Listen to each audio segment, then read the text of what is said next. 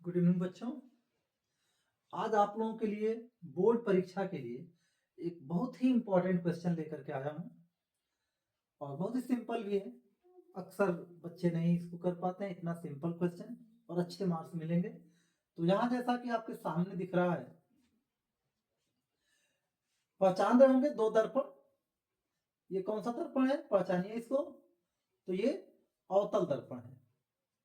ये कौन सा दर्पण है, उत्तल दर्पण है। अब दोनों के प्रतिबिंब को पहचानिए।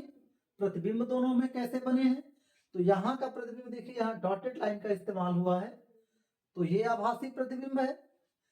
यहाँ भी देखिए पीछे डॉटेड लाइन का इस्तेमाल हुआ है, ये भी आभासी प्रतिबिंब है, इमेजिनरी, और ये भी आभासी।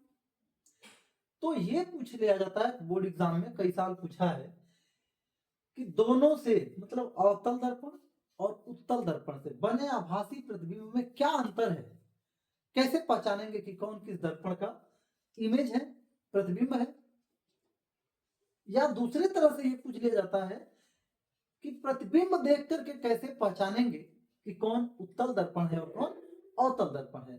ये प्रश्न आप बखूबी पढ़े हैं सारे लोग, बहुत ही मुश्किल नहीं है, लेकिन जब एग्जाम सिचुएशन आता है तो अचानक से लगता है कि ये क्या आ गया। इसलिए मैं चाहता हूं कि ऐसे प्रश्नों को एक बार पहले से ही दिमाग में वो बैठ जाए।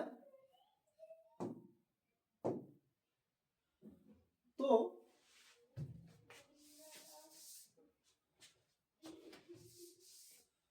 यहां देखिए ध्यान से, अवतल दर्पण में जो प्रतिबिंब बना है वस्तु से बड़ा है, और उत्तल दर्पण में जो प्रतिबिंब बना है वस्तु से छोटा है, और दोनों दर्पण के पीछे हैं। ये इसका फ्रंट साइज है, पीछे इमेज बना है, यहाँ भी पीछे बना है। तो एकमात्र अंतर दोनों में यही होता है, और यही दर्पण की पहचान भी होती है कि यदि हम तीन दर्पण, तीनों समतल भी ले लीजिए और ये दोनों ले लीजिए, तो समतल दर्पण में भी आभासी प्रतिबिंब बनेगा, लेकिन वस्तु के बराबर। और आभासी प्रतिबिंब हमेशा सीधा भी होता है, तो सीधा प्रतिबिंब तीनों में बनेगा, आभासी प्रतिबिंब तीनों में बनेगा। अंतर सिर्फ ये होगा कि यहाँ पर यह प्रतिबिंब छोटा है उत्तल दर्पण से आभासी प्रतिबिंब, अवतल दर्पण में बना हुआ प्रतिबिंब वस्तु से बड़ा है, समतल दर्पण में वस्तु के बराबर ही होगा। तो ये तीनों का अंतर हो जाएगा। और कभी कभी इसी प्रश्न को रे डायग्राम के साथ भी वो आ जाता है करने के लिए। तो यहाँ देखिए, जैसे वस्तु है, वस्तु से एक लाइन इधर पैर आ रही है, इसके मुख्य अक्ष के पैरेलल, तो वो कहां से होके जाएगी, फोकस से होके चली जाएगी। और दूसरी रे को हम ऐसे दिखाएंगे, लग रहा है यहाँ ये इसके वक्रता केंद्र से आ रही होगी, तो ये भी रिफ्लेक्ट होके सीधे फिर से कहां गई, उसी डायरेक्शन में चली गई। ये दोनों फैलते जा रही हैं, एक दूसरे को कहीं नहीं मिलेगी, तो यहाँ पर ये मिल रही है पीछे लाने पे, तो ये भी आभासी। वही चीज यहाँ पर जो अवतल उत्तल दर्पण है उसमें जो वस्तु इधर आ रही है, तो पार तो करेगी नहीं इसको, लेकिन वो जो केंद्र के तरफ आ रही होगी वो सीधे उसी डायरेक्शन में लौट जा रही है। और जो पैरेलल आ रही थी वो ऐसे रिफ्लेक्ट हो रही है, डाइवर्ज हो रही है कि लगता है जैसे कहां से आ रही हो, फोकस से आ रही हो, और ये दोनों रेज यहाँ पर एक दूसरे को इंटरसेक्ट कर देती हैं। सेम यही क्वेश्चन लेंस के लिए भी पूछ लिया जाता है कि ये उत्तल लेंस है और ये अवतल लेंस है।